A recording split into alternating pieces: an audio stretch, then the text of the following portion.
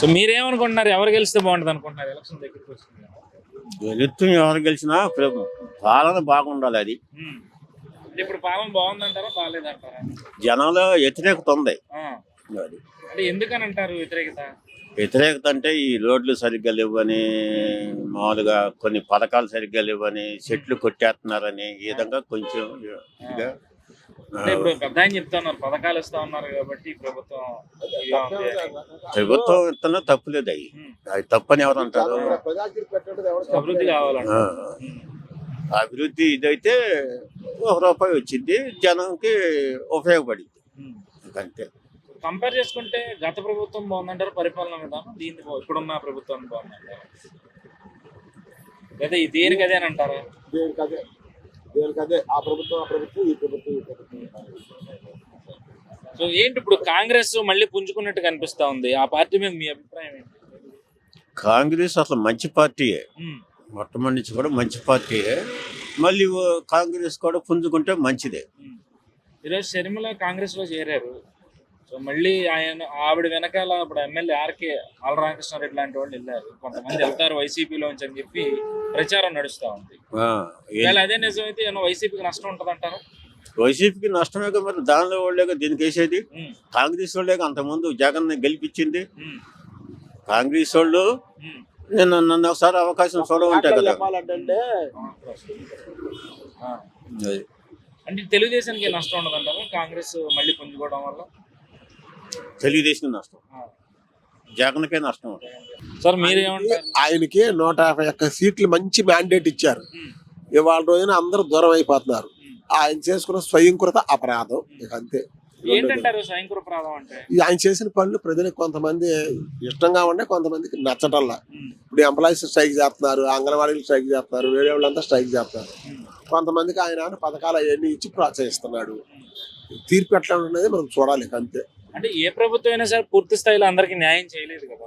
మరి అందుకేనండి అది ఇప్పుడు ఎమ్మెల్యేలు అటు మారుతారు ఇటు మారుతారు, మళ్ళీ ఆడాలి అసంతృప్తి అట్లా ఉంది. మరి మొట్టమొదటి మాత్రం బాగా వన్ సైడ్ ఇచ్చారు తీర్పు.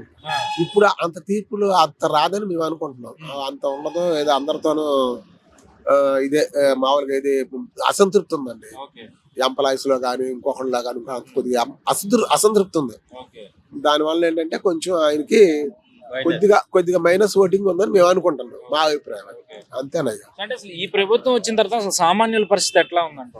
సామాన్యుల పరిస్థితి అంటే వాళ్ళకి పర్వాలేదు. పథకాలు అవన్నీ ఫస్ట్ కరెక్ట్ పెన్షన్లు ఇస్తున్నారు, మామూలుగా ఇదైతే బియ్యం అవన్నీ ఇస్తున్నారు, పర్వాలేదు. ఆ రెండు తప్పితే ఏం కనపడతల్లా చెప్పుకుంటాను.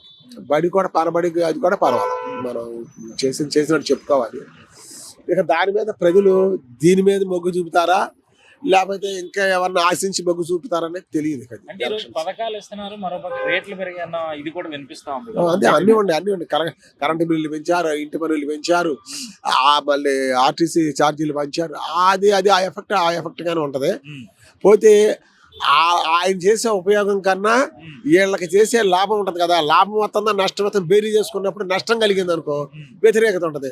పర్వాలేదు మనకు లబ్ధి పొందాము, ఈ ద్వారా మనకి ఏం పర్వాలేదు, మనకి పెరిగినా కానీ బాగానే ఉంది, మనం ఇచ్చేసుకుంటున్నామంటే ఆయనకి లాభం ఉంటుంది.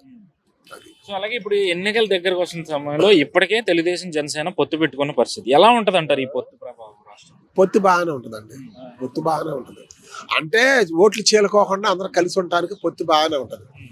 అంతకుముందు విడివిడిగా పోటీ చేశారు. ఆయన ఓటు తీసుకునేవాళ్ళు, ఈయన ఓటు తీసుకునేవాళ్ళు. ఇప్పుడు ఇద్దరు కలిశారు కాబట్టి కొద్దిగా చీలకోకుండా ఆ రెండు అవుతాయి, ఒక ఓటు రెండు అవుతాయి. ఏ పార్టీ అయినా కానీ రెండు అవుతాయి, వాళ్ళకి కానీ వీళ్ళకి కానీ. గెలిపోవటం అంటారా ప్రజల నిర్ణయం, మన చేతుల్లో లేదు. మరి అలాగే ఇప్పుడు కాంగ్రెస్ లో చేరారు షర్మిల గారు.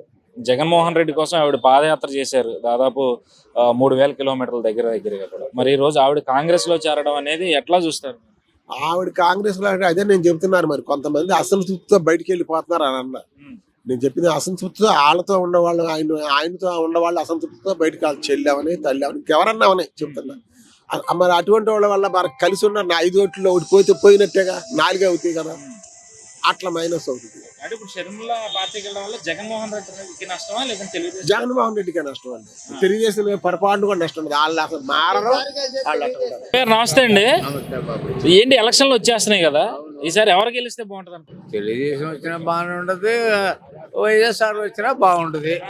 ఎవరిద్దరు వాళ్ళిద్దరు పోటీ పడి గెలిస్తే వాళ్ళే మగవాళ్ళు. అంటే ఇప్పుడున్న పరిస్థితులను బట్టి ఏదో ఒక పార్టీ ఇవాళ ఉన్న పరిస్థితిని బట్టి నా ఉద్దేశం అయితే జగన్మోహన్ రెడ్డి గారు వస్తే బాగుంటుంది అని అనుకుంటున్నా. ఎందుకని అంటారు? ఆయన పథకాలు మంచి చేసాడు, ఎన్ని పెట్టాడు కదా. ఈ పై ఏదో 18,000 అని, తర్వాత ఈ వృద్ధాప్య పెన్షన్లని మళ్ళీ 3,000 చేశాడు. అదొకటి, పిల్లలకి రీబిస్మెంట్ ఇచ్చారు కదా, దాని గురించి. ఇంకేదో ట్యాప్లని అది ఇక్కడ విలేజ్లో కొంతమంది పిల్లలకి 10th 8th కానీ ఇచ్చారు. అది బాగానే ఉంది. మరి ఆయన అయితే మాకు బాగా గెలుస్తాడని చూసి అంటే మరి అభివృద్ధి లేదంటున్నారు కదా, పథకాలు ఇస్తారు కదా. ఉన్నాయి అనుకునే వాళ్ళు అనుకుంటారు, మనం చేయగలిగింది ఏం లేదు. ఎవరిష్టం అది ఇచ్చేవాళ్ళకి ఇస్తున్నారు. మాలాంటి వాళ్ళు అంటే కొంతమంది ఏదో కరెంట్ బిల్ అని ఇంకేదో ఉండదని అని కొంతమందికి తీసేశారు. వాళ్ళు కొంచెం ఇబ్బందులు పడుతున్నారు. మరి అది ఆయన తీయకూడదు, అది ఎందుకు వచ్చిందో తెలియదు విషయం. మరి ఇప్పుడు ఏమో టీడీపీ జనసేన గెలిచింది, అటు చూస్తేనేమో జగన్మోహన్ రెడ్డి గారి చెల్లెల్లి కాంగ్రెస్ లో గెలిచింది. మరి దానివల్ల జగన్మోహన్ రెడ్డి లక్కే లేదు, ఏ ఉండదు, పక్క పెట్టినట్టే ఆమె. ఏదో వచ్చి ఆ తృప్తి కోసం తిరిగి చేసుకోవడమే కానీ ఆయన ఆ వల్ల ఈయనకి ఏమి ఇబ్బంది ఉండదు, ఎవరికి ఇబ్బంది ఉండదు, ఏమి ఇబ్బంది ఉండదు. అది మరి గ్యారెంటీ. కొంతమంది వైసీపీ ఎమ్మెల్యేలు కాంగ్రెస్ లోకి వెళ్ళడానికి శర్మిల నాయకత్వంలో అని వార్తలు వస్తాయి అనుకుంటారు. వాళ్ళు ఏదో 5 6 సంపాదించుకుంటారేమో, అంతకన్నా పెరగదు నా ఉద్దేశం బాబు. అదే ఆ ఉద్దేశం వెళ్ళటమే కానీ ప్రభుత్వం మటుకు మళ్ళా ఆయనే ఫామ్ చేస్తాడు, జగన్మోహన్ రెడ్డి గారు ప్రయత్నం చేస్తాడు నా ఉద్దేశం. అదే అంటే మేము రిటైర్డ్ అయిన ఎంప్లాయీస్ మేము అందరం, మాకేం పెన్షన్ పాడు లేవు. ఏదో కరెంట్ బిల్లు ఉందని ఏం తీసేశారు, ఇవ్వటం లేదనుకోండి. ఇక ఆయన అయితే కొంచెం ఇదిగా ఉంటుందని. అయినా చంద్రబాబు నాయుడు గారి లెక్కలో కూడా నెంబర్ 1 ఆయన లెక్క వేరు. మేము మాకు పెన్షన్ లేవు, ఆర్టిస్ట్ వాళ్ళు మాకు పెన్షన్ లేవు. ఏదో 1500 1800 వరకు ఇస్తారు. ఏది అది సెంట్రల్ గవర్నమెంట్, అది ఈయన ఇచ్చేది ఏం లేదు. మేము 13వ సంవత్సరం అయ్యా, అంతవరకు ఏదో పెన్షన్ మటుకు లేవు. పెట్టుకున్నా మీకు అర్హులు కాదంటున్నారు, మీకు ఇవ్వము అంటున్నారు. అది కూడా న్యాయం కాదు. ఈ 1800లో ఎట్ట బతుకుతాడు?